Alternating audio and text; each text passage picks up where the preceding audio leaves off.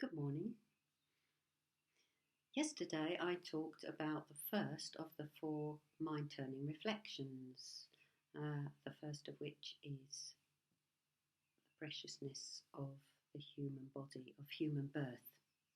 And today I'm going to talk about impermanence. So, in the Buddhist texts, impermanence is talked about in very many ways, but quite common ways is around the brevity of life. So there are verses like sentient beings are born and die like actors on a stage. The duration of my life is rushing by like a torrent down a steep mountain.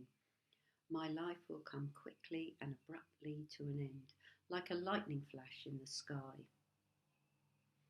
Well, the first part of that verse actually is one that really struck me some time ago, that we are like actors on a stage.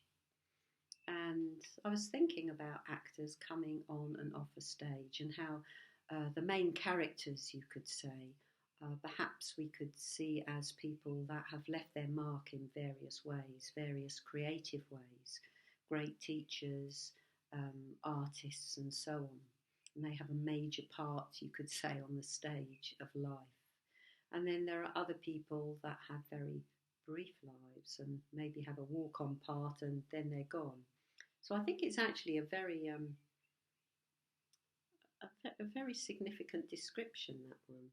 It certainly does it for me more than perhaps a lightning flash in the sky. Anyway, I wanted to talk in perhaps in a more positive way about impermanence, because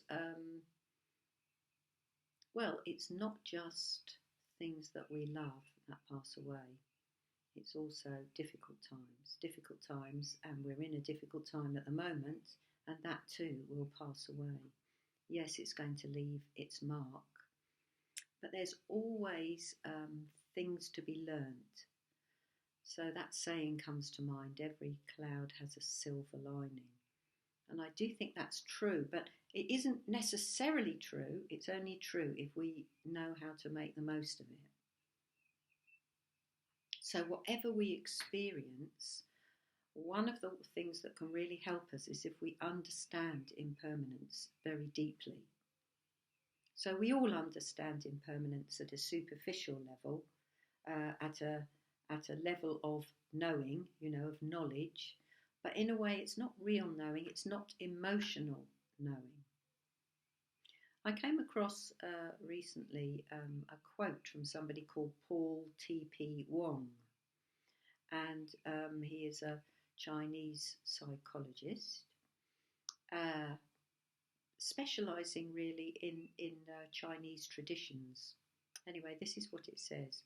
Craving for happiness necessarily causes us to fear or reject anything that causes unhappiness or pain. Attachment to possessions and achievement invariably leads to disappointment and to disillusion, because everything is impermanent. Thus, the positive psychology of pursuing positive experiences and avoiding negative experiences is counterproductive, because the very focus on happiness contains the seed of unhappiness and suffering. Failure to embrace life's experience in its entirety is at the root of suffering. Failure to embrace life's experience. So that's a recent quote from a Chinese psychologist, and it's exactly what the Buddha was teaching 2,500 years ago in very many ways. So it's resistance, you could say, to the truth that causes us the pain, not the change itself, because we know that everything is change. But we have to take that on in a deeper and deeper level. And one of the ways I think we can do that is through mindfulness. So mindfulness helps us to experience the present moment, or moments. Now, there is no present moment really, because each moment is succeeded by another moment. So, for example, when we do the mindfulness of breathing, we can look at the impermanent nature of each breath that arises and passes away. And you can experiment a bit with this, because you can, for example, hold your breath. You can hold your breath, and then it comes to a point where you realise, holding on to your breath, that you can't do it. It cannot be done. That breath must be let go of.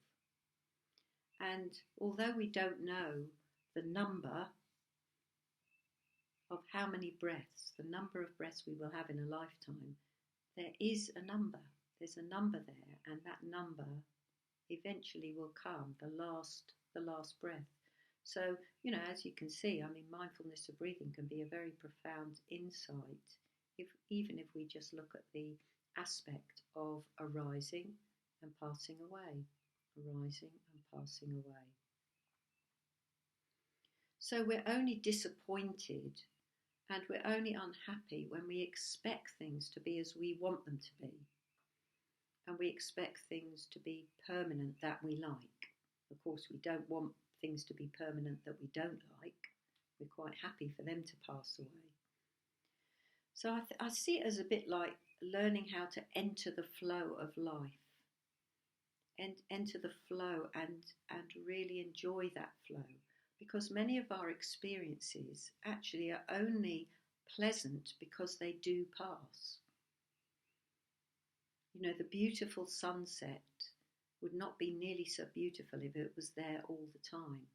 Eventually, we wouldn't notice it anymore.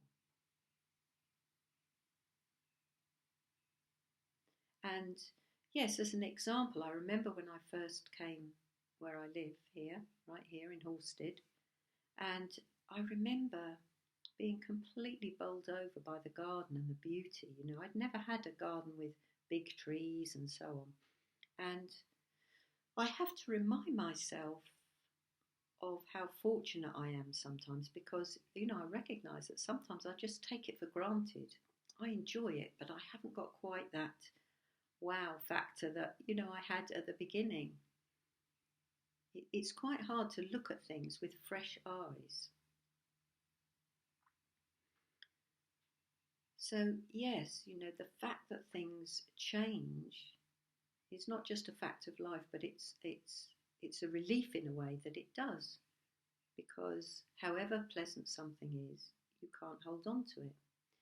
If I were to give you your very favourite meal, your very, very favourite meal, and you ate it, and I gave it you again and again and again every day, it wouldn't be your favourite meal. You'd hate it in the end. So we have to explore for ourselves the reality of change. It's neither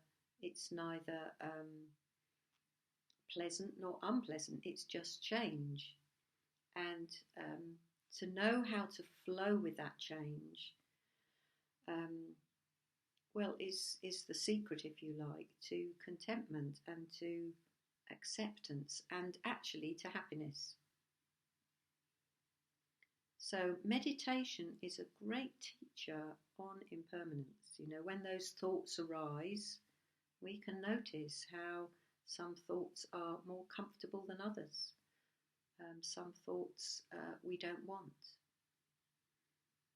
And knowing how to allow everything to arise and pass away